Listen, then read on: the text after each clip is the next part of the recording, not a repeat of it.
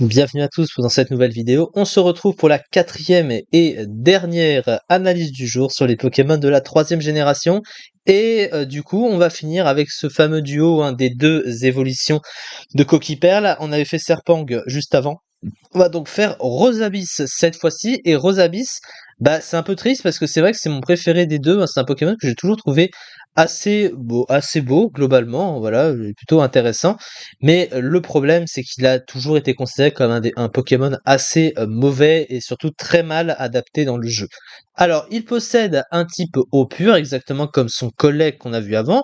Donc, le type eau, autant défensivement qu'offensivement, c'est un bon type avec ces quatre fameuses résistances qu'on va juste rappeler, au type feu, glace, acier et eau, avec seulement deux faiblesses, au type électrique et au type plante, qui restent dans les sous-tiers globalement assez gênantes, mais voilà. Et offensivement, voilà, le fait qu'il soit neutre sur le type acier, et de manière générale c'est un type offensif correct, mais il aurait quand même préféré un double type, parce que tu préfères toujours avoir un double type sur ton Pokémon, parce qu'un double stab c'est toujours plus avantageux qu'un stab unique.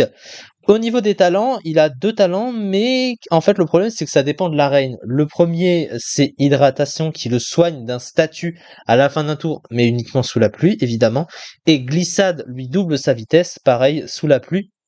C'est des talents utiles l'un et l'autre, mais uniquement sous la pluie. Donc un Pokémon qui est très dépendant d'un climat pour ses talents, parce que sans ce climat, du coup, c'est comme si qu'il n'avait pas de talent. Donc c'est vraiment très négatif. Au niveau des statistiques, il y a des choses correctes, il y a des choses moins bonnes. Alors le gros problème déjà c'est la vitesse, 52 en vitesse comme son collègue c'est lent. Pour un Pokémon offensif c'est vraiment pas ouf. Alors après on notera l'accès à des capacités de boost mais quand même. Il a 114 en attaque spéciale, alors c'est une bonne chose, c'est-à-dire qu'il tape plutôt fort. Il a 84 en attaque, ça c'est pas incroyable. Alors avec l'utilisation d'exuviation qu'on verra après, il peut s'en servir un petit peu, mais quand même. Il a 105 en défense, mais comme il a que 55 en PV, c'est pas non plus incroyable. Et il a une défense spéciale assez mauvaise de 75. La même défense spéciale d'ailleurs, ils sont même le même bulk spécial que Serpent. Ouais, c'est vraiment pas incroyable à ce niveau-là. Son move pool ressemble presque trait pour trait à celui de Serpent. C'est-à-dire qu'il possède quelques trucs, mais son move pool est quand même très limité. Alors il a accès à enroulement, il a accès à exuviation, évidemment. Il a des attaques de type eau assez classiques, quelques attaques de coverage, mais pas beaucoup. Il a Draining Kiss, Laser Glace, Balle Ombre, mais il possède très peu. On note qu'il a aussi accès à relais. Alors relais exuviation, c'est vrai que c'est banni comme combo, évidemment, on se doute de pourquoi. Mais voilà, c'est juste pour le noter. Mais son move pool offensif reste quand même assez limité.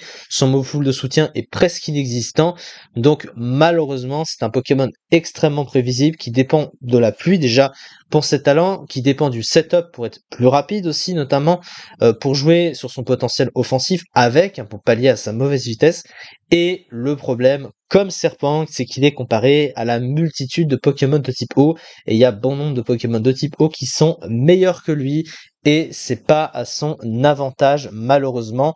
Il n'atteint ici que la 192e place du classement, quand même 0,07%, c'est même pas un chiffre quand même, c'est très triste d'avoir un chiffre aussi faible.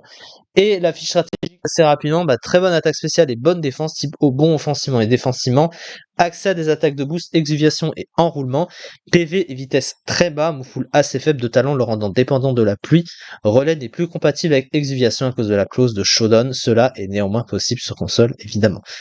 Mais voilà, pas plus que ça, c'est dommage, le Pokémon aurait pu être meilleur et plus adapté dans le jeu, mais ce n'est malheureusement pas le cas.